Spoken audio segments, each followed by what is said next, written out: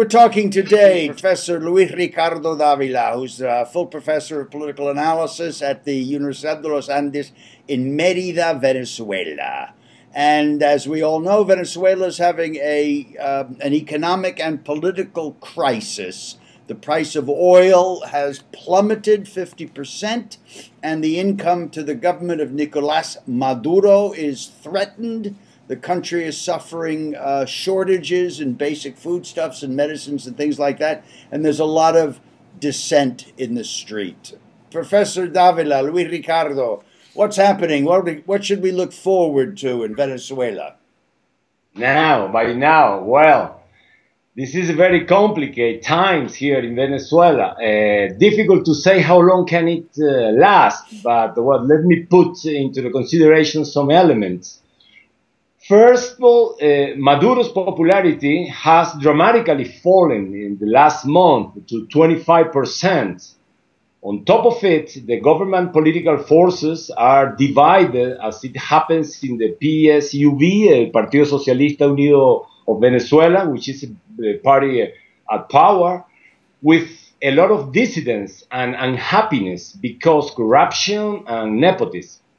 Secondly, in consequence, Venezuela lives in a dangerous and fragile power balance, which attempt to break abruptly the government and can lead to a bloody confrontation, as we had last year, to 2014, where we had 43 deaths, for all the riots on the streets.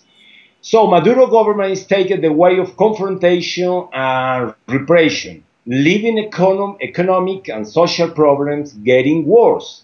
We have seen in the last couple of days the economic measures that the government took.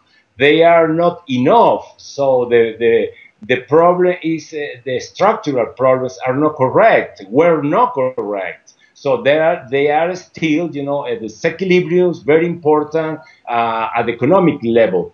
At the political level, there are, a kind of governability crisis.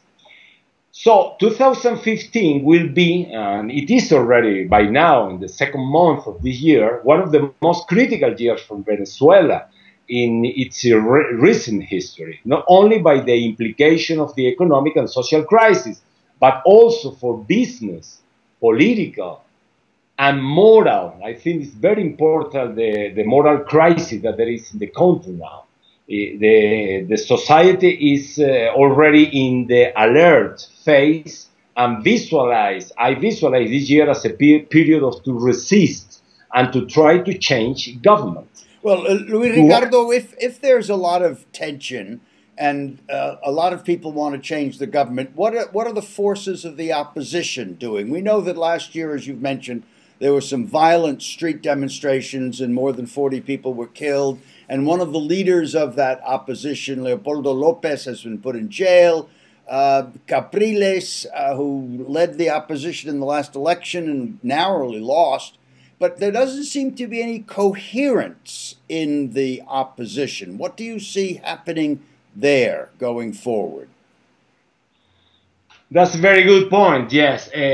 So opposition in Venezuela now, it lacks of a kind of political, very strong political structure, not just the personal leaders. That there are maybe too much leaders in the opposition, but I mean the political structure of a political party, like the former Acción Democrática or the former COPEI. So now, this is on the one hand. On the other hand, we can see in the opposition a kind of atomization. So opposition is atomized. They develop, if you want, wrong strategies of the urgency strategies. So if they, for instance, the last year they managed to la salida as an strategy, so the exit strategy. So the government has to exit immediately last year. So it was a kind of original scene of urgency there. And this year they are talking about not la salida, but the change, el cambio, the change, which is, well, if you want a kind of a strategy, I don't know what is going to happen there, but the results of all this is a divided opposition, not very well coherent opposition, but the most important is that the social discontent is exhausted now. The energy of the social discontent is exhausted, because you can live the whole year, you can live all your life, struggling against the government. Right. But if the opposition is atomized, as you say, and very personalized as well, the old parties, the Acción Democrática and COPE, as you mentioned, have been thoroughly discredited. What do we? And there's no effective political opposition to the government. The government can stumble along for a long time. So you see a very difficult year ahead for Venezuela. Yeah, that's true. So these political parties are very, very weak now. They couldn't reconstruct their structures in the last 15 years. So it's very important. But I wanted to mention also the problem of the government, because the government, they have, in the very cunning way, they control the states. They control the oil revenue, which is very important, and they have a popular and military support. The popular support is weak now. It's weaker than before when Chavez was alive, but they have still people, They have still bureaucracy now. It's very important to mention that the state apparatus now is controlled by government, and the state apparatus, the bureaucracy of this state apparatus has grown in a very, very significant way. So the opposition, the strategy of the opposition was coup d'etat in 2002, strikes, street demonstrations, elections, and withdraw from elections, and they return to the election strategy also.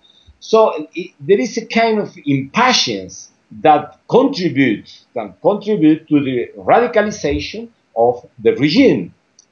So it sounds that no matter what popular opinion against the government may be, that so long as the opposition is fragmented and the bureaucracy holds loyal to the government, that the situation in Venezuela could continue pretty much as it is for, what, a long time, 6 months, 12 months.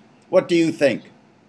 Well, last to say for how long time, but which is very important, is that the government is not very popular now, it's unpopular. So to support the government, they have to call the army, and it's the army who is now in the streets, it's the army who is in the supermarkets, trying to control, the scarcity of medicine, the scarcity of food.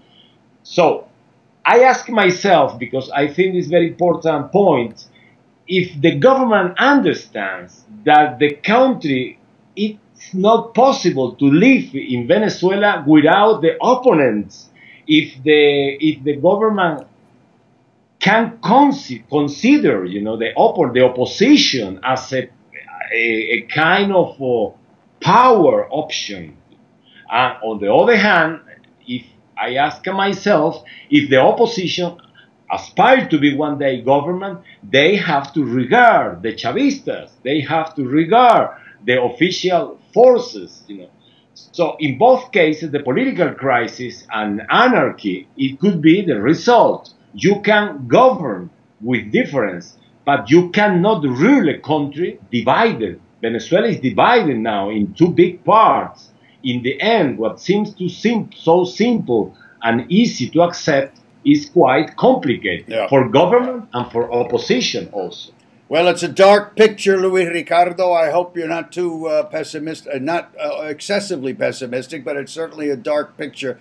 I think we should plan on talking in another month or two because, as you know, government revenues will begin to fall precipitously in the second quarter of 2015 as the oil price impact is felt in the government budget. So things may not get better for a while. Well, let's talk again. Luis Ricardo Davila, Professor of Politics at the Universidad de Los Andes University in Mérida, Venezuela. Thank you very much, Professor. We'll talk again soon.